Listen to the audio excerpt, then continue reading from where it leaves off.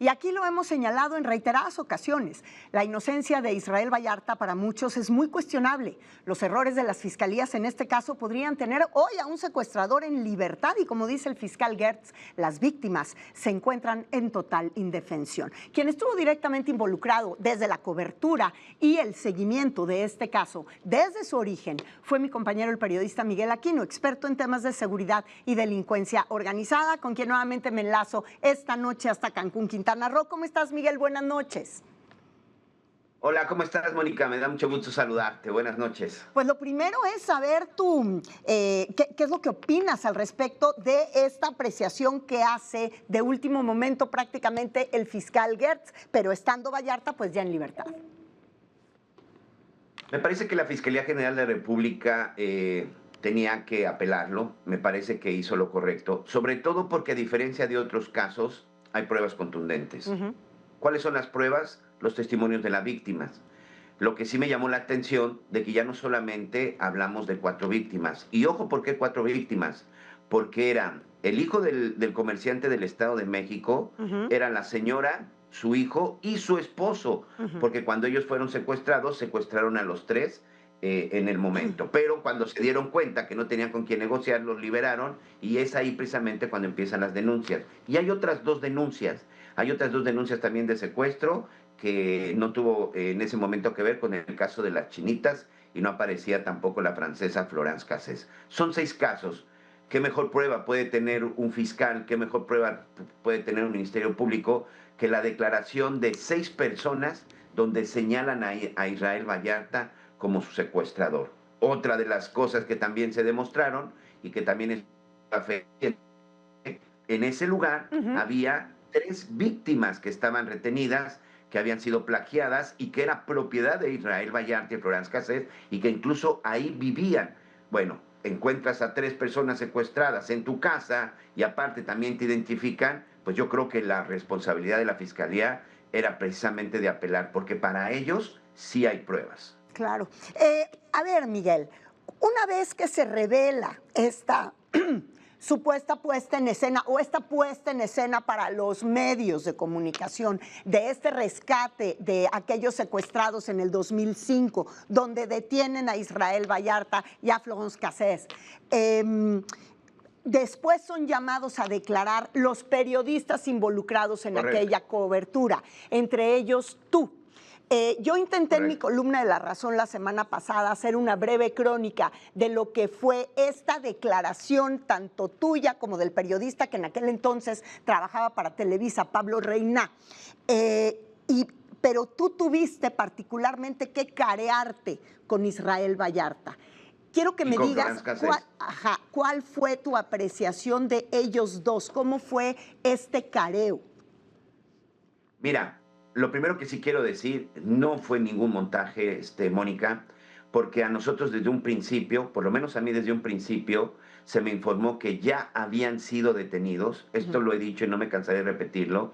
Un mensaje que recibí vía Nextel en aquel entonces, vía radio, de viva voz de Luis Cárdenas Palomino, entre 4:30 y 5 de la mañana, diciéndome, Miguel, te espero en el caminero, detuvimos a una banda de secuestradores y están las víctimas, te vemos en el lugar, como ocurría muchas veces, como apenas había ocurrido con el caso de Rubén Omar Romano, el director técnico del Cruz Azul que había sido secuestrado. Bueno, esa ocasión, como lo he narrado, yo no pude llegar, yo iba en el helicóptero, porque ese día, pues era ya de fin de año, ya estábamos en invierno, el helicóptero de Fuerza Informativa no pudo despegar.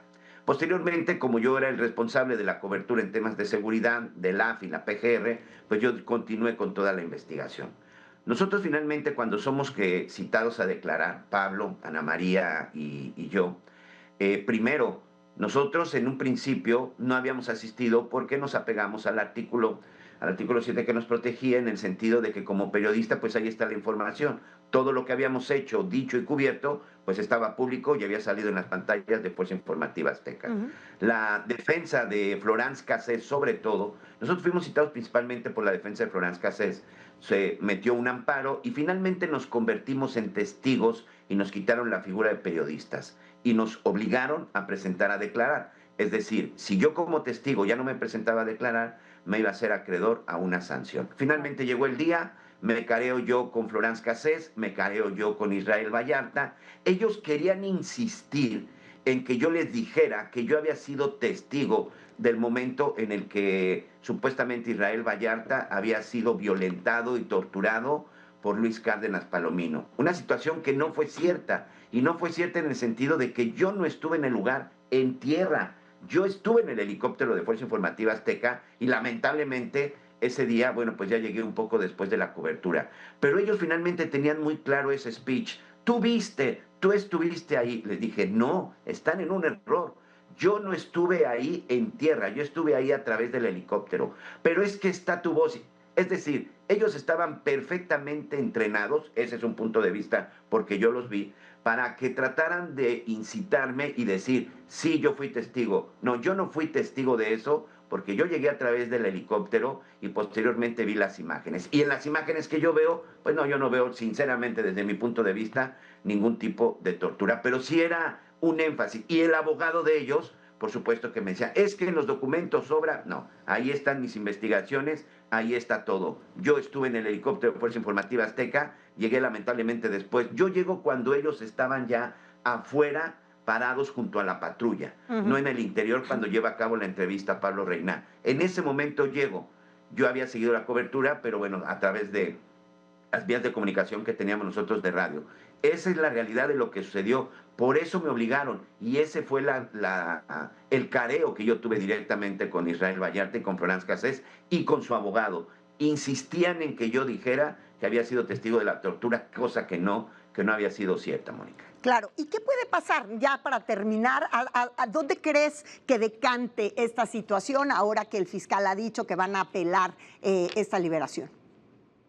Como fue una bandera de Andrés Manuel López Obrador, que eso es algo que no se les puede olvidar. Desde el 2018 fue bandera de López Obrador la liberación de Israel Vallarta y con tal de afectar el gobierno. Él dice de Felipe Calderón, pero sinceramente cuando fue detenido ellos, bueno, pues era la época de Vicente Fox, pero bueno, claro, esto también se les olvida, pero con todo es Calderón, aunque esa es otra cosa. Pero sí García Luna, y recordemos que desde su campaña él ha sido o fue muy enfático Andrés Manuel López Obrador en seguir acusando a Genaro García Luna de narcotraficante, de delincuente, narcotraficante, delincuente, y esa era su mejor bandera. Es más, me atrevo a decir que era lo único que en determinado momento tenían claro en contra del ingeniero Genaro García Luna.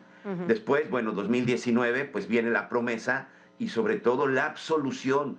Tampoco se nos olvide, el primero que absolvió de todos los delitos, si tú quieres de manera pública y sistemática, pero quien lo hace es Andrés Manuel López Obrador. ¿Tú crees que a partir de eso hoy hay alguien en el Poder Judicial que se atreva a regresarlo a la cárcel? Y ahora que empieza el nuevo Poder Judicial en un par de semanas a modo de la Cuarta Transformación, yo creo que no. Israel Vallarta no va a regresar a la cárcel por más pruebas que se presenten en su contra. Pues habrá que darle muy puntual seguimiento al caso. Lo seguimos conversando contigo, al igual que tantos otros temas que habrá, y espero tenerte aquí la próxima semana en el Foro de Sala de Guerra. Muchas gracias. Muy buenas noches.